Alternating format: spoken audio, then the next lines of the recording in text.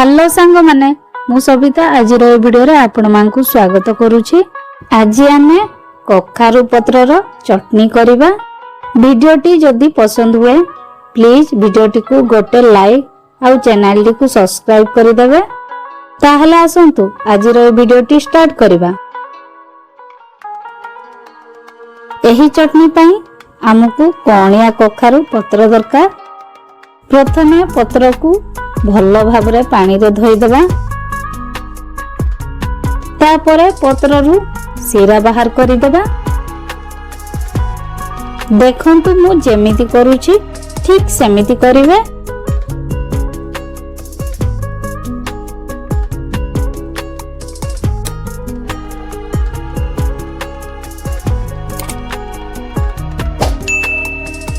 तापरे पत्र को सिजिबा पई गोटे कढ़ाई रे अल्प पानी गरम करिबा।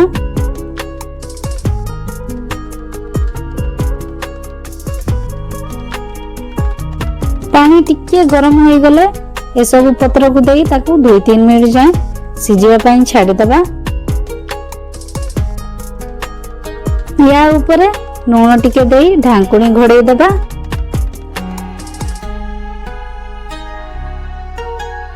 दुई 3 मिनिट होई गलानी। देखंतु कखारु पत्र पूरा सिझी जाईची। एबे ताकू पानी रु छाणी की बाहर करि देबा। टिके ठंडा होला परे एटा को ग्राइंड करबा। सेति पई हमकु 2-3 टा कंचा लंका 3-4 टा रसुण कड़ी आउ टिके तेंतुली दरकार। तेंतुली को टिके पानी रे बुतरेई देबे।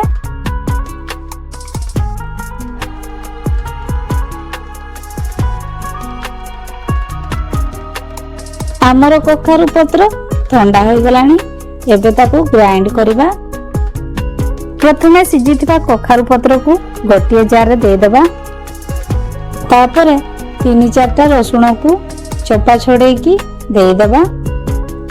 तापरे आमर कंचा लंका पड़िबा। एबे आमे जेउ तेंतुली को भिजेई की रखिथिलु सेटा को दे देबा। एबे स्वाद अनुसार टिके लूण दे देबा। आपण निज हिसाब रे राग कम बेसी करि पारिबे। तापरे एही तेंतुली रो पानी को गोटे 2 चम्मच देई ए सब को ग्राइंड करि देबा। देखंतु हमर एटा ग्राइंड होई जाईची। केते ग्रीन दिसुची। ए सब को गोटे प्लेट रे काढी रखिबा। एबे आमे एही चटनी रे छुंको लगेबा। ता पई हमकु टिके सरिष 2-3 टा सुखला लंका आउ किछि भुसिंगा पत्र दरकार।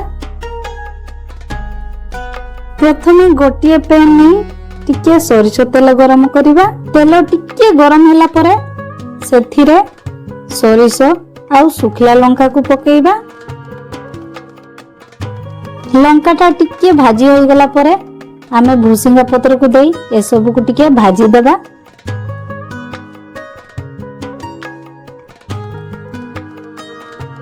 एबे आमे रखितिबा कखारु चटनी को पकेइबा। ए सब को थरे मिक्स करि देबा आ गोटे 2 मिनिट फुटिबा पई छाडी देबा।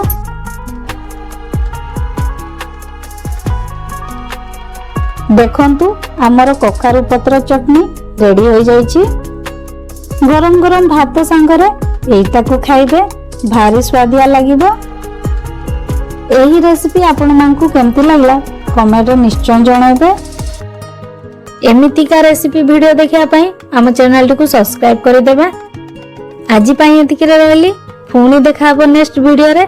सेतिके जाए नमस्कार। Take care.